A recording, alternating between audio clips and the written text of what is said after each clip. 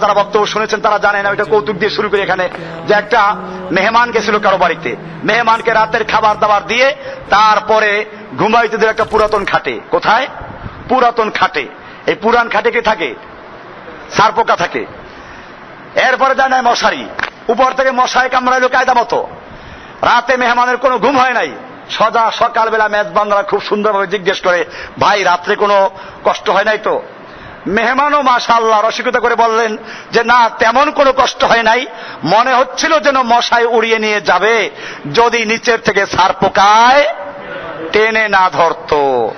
আমাদের অবস্থা এরকম, আমাদেরকে মনে হচ্ছে ইহুদি খ্রিস্টানরা, আমি আবার শুরুতে গেছি, ইহুদি খ্রিস্টানরা এবং আমাদের ইহুদি খ্রিস্টানদের পা চাটা গোলাম শাসকগুলো আজকে মুসলিম দেশে যারা ওদের গোলামি করছে, আল্লাহ কোরআনে পরিষ্কার বলেছেন, ইয়া আইয়ুহাল্লাযীনা আমানু লা তাত্তাখিযুল ইয়াহুদা ওয়ান নাসারা আউলিয়া মিন দুনিল মুমিনিন।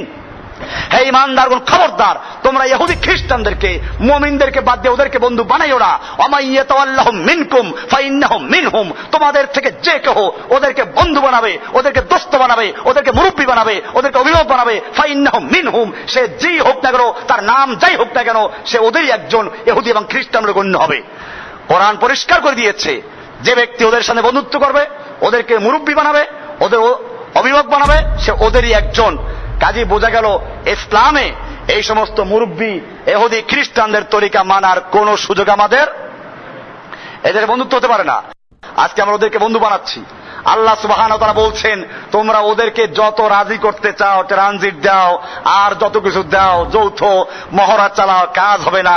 কোরআন বলছে, ওয়ালান তারদা আনকাল ইয়াহুদু ওয়ালান নাসারা হাত্তা তাত্তাবিয়া মিল্লাতাহুম। খবরদার, ওয়ালান তারদা, কখনো না, ওরা তো দরজার সন্তুষ্ট হবে না, ইহুদি খ্রিস্টান তোদের উপর সন্তুষ্ট হবে না, তোরা ওদেরকে রাজি করতে পারবি না। হাত্তা তাত্তাবিয়া মিল্লাতাহুম, যতক্ষণ না তোরা সম্পূর্ণরূপে ওদের মিল্লাত, ওদের ধর্ম, ওদের দিন গ্রহণ না করবি। বোঝা গেল আল্লাহ পরিষ্কার করে দিয়েছেন। আমরা বাস্তব দেখি, পারভেজ মোশাররফ অনেক চেষ্টা করেছিল ওদেরকে রাজি করার জন্য, পারে নাই, কলার ছোলার মতো ফেলে দিয়েছে। হামিদ কারজাইরাও চলে যাবে। এরকম দুনিয়ার মুসলিমরা, ইহুদি খ্রিস্টানদের পা চাটা গোলামেরা যুগে যুগে ইতিহাসের আস্থা করে নিক্ষেপিত হয়েছে এবং কিয়ামত পর্যন্ত হতে থাকবে। কারণ আল্লাহ বলেছেন, ওয়ালান তারদা, তুমি ওদেরকে সন্তুষ্ট করতে পারবে না, কখনো পারবে না, হাত্তা তাত্তাবিয়া মিল্লাতাহুম, যতক্ষণ না তোমরা ওদের অনুসরণ করবে। সেজন্য মনে রাখতে হবে, ইহুদি খ্রিস্টানদের তরিকা বাদ দিয়ে আমাদেরকে সত্যিকার অর্থে পূর্ণ মুসলিম হতে হবে। মুসলিমদের বিজয় আসে আল্লাহ সাহায্য দিয়ে। মনে রাখবেন, আজকে অনেকে মনে মনে প্রশ্ন করেন, আমাদের এক দল কি হবে? দলের নাম ইসলাম, পরিষ্কার করে দিয়েছি। আমাদের দলের নাম কি? ইসলাম। আমাদের পরিচয় কি?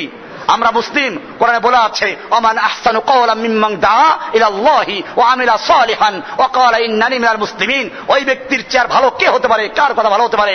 যে মানুষকে আল্লাহর দিকে আহ্বান করে। আহ্বান করবে কার দিকে? না কোনো পীরের দিকে, না কোনো তরিকার দিকে, না কোন তরিকার দিকে আহ্বান করা জায়েজ নেই, কোন দলের দিকে আহ্বান করা জায়েজ নেই, কোন নেতার দিকে আহ্বান করা জায়েজ নেই। আহ্বান করবে কার দিকে? মান দাআ ইলাল্লাহি ওয়া আমিলা সালিহান, এবং আমল সালেহ করবে। ওয়া ক্বালা ইন্নানি মিনাল মুসলিমিন, এবং সে পরিচয় দিবে আমি একজন মুসলিম। আমি কি? মুসলিম। পরিষ্কার হয়ে গেল, আমার নাম মুসলিম, আমার দলের নাম ইসলাম, আমার সংবিধানের নাম কোরআন এবং সহিহ সুন্নাহ, আমার আদর্শ মুহাম্মদ সাল্লাল্লাহু আলাইহি ওয়াসাল্লামের তরিকা। এছাড়া আর কোন তরিকা মরিকা চলবে না।